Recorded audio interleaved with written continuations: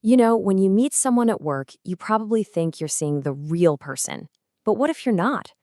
In this explainer, we're going to pull back the curtain on the hidden prejudices that can bubble up in our workplaces and talk about what it really takes to bring them out into the open. Just listen to that. It's a pretty chilling thing to hear, right? That was a London Metropolitan Police officer caught on a hidden camera during a BBC Panorama investigation. And that one sentence, it just perfectly captures the whole idea we're digging into today. This professional mask that can hide something way more disturbing underneath. So you have to ask yourself, was that just a casual, off-the-cuff remark? Or is it a window into a much, much bigger problem? This is the question that really forces us to take a hard look at the cultures we're all building at work and what might be hiding in plain sight. To really get this, we have to start with the place where that mask didn't just slip, it was ripped right off. That recent BBC investigation threw London's Metropolitan Police into a full-blown crisis, exposing a toxic culture that, in the words of its own commissioner, had put down deep roots. And what the undercover cameras found was, well, it was stark. And it went way beyond just a few inappropriate jokes. We're talking about officers openly calling for immigrants to be shot, shrugging off rape complaints, and even casually talking about how to fake official statements. This wasn't just a few bad apples. It was a sign of something deeply wrong with the entire environment. So, how can this kind of behavior even exist inside an organization that's supposed to value integrity and respect? Well, there's a really powerful psychological concept that offers a diagnosis. It's a concept called masks of tolerance, and it comes from psychologist Dr. Shungu Magatsa. Basically, it describes people who learn all the right things to say at work. You know, they walk the walk and talk the talk of inclusivity. But really, it's all an act. It's a mask they can't wait to take off as soon as they're out the door. And this really shows that split perfectly. At work, with the mask on, the persona is all about towing the company line. But when that mask comes off, the person might snap right back to their own deeply held beliefs, which might be prejudiced or discriminatory. And for some, trying to keep up this split personality is just completely exhausting. And this brings us to the most important point. If all our D&I training and company policies just teach people how to wear a more convincing mask, what are we even doing? How do we get to real, genuine change? Well, the sources we looked at lay out two different but connected pathways. One for the individual, and one for the entire organization. So first, let's zoom in on the individual. Dr. McAdza's work gives us a kind of psychological toolkit. It's designed to help people stop wearing a mask and actually achieve a real alignment between who they are at work and who they are in private. Now, the big idea here totally reframes the problem. Instead of thinking of this as a simple racist versus non-racist switch, which, let's be honest, just makes people defensive, this approach uses a prejudice-racism spectrum. The idea is that we're all somewhere on this spectrum, and where we are can change.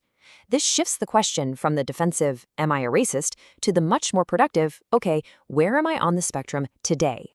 And the whole goal of this journey is to reach what's called one aligned face.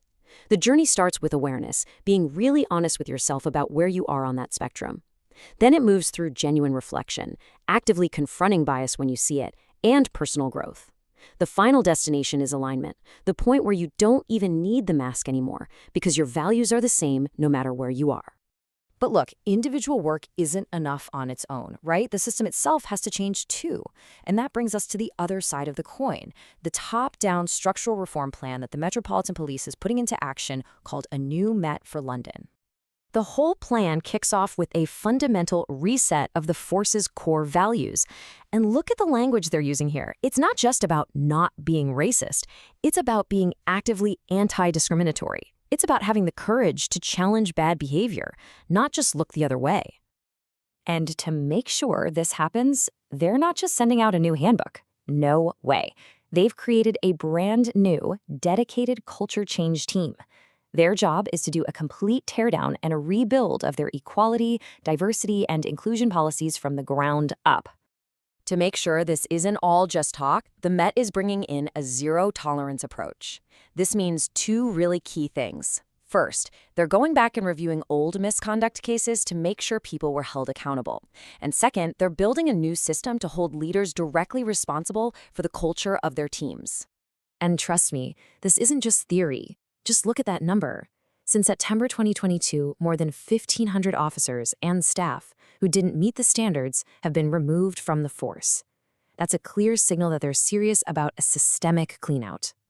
The plan also gets down to some incredibly practical, real-world stuff. Things like providing free menstrual products, making sure uniforms actually fit all different body types, and completely overhauling their vetting process with outside experts. These are those small but absolutely vital changes that help build a truly inclusive culture. So we've looked at the problem, this idea of a mask of tolerance, and we've seen two very different but equally critical paths to a solution.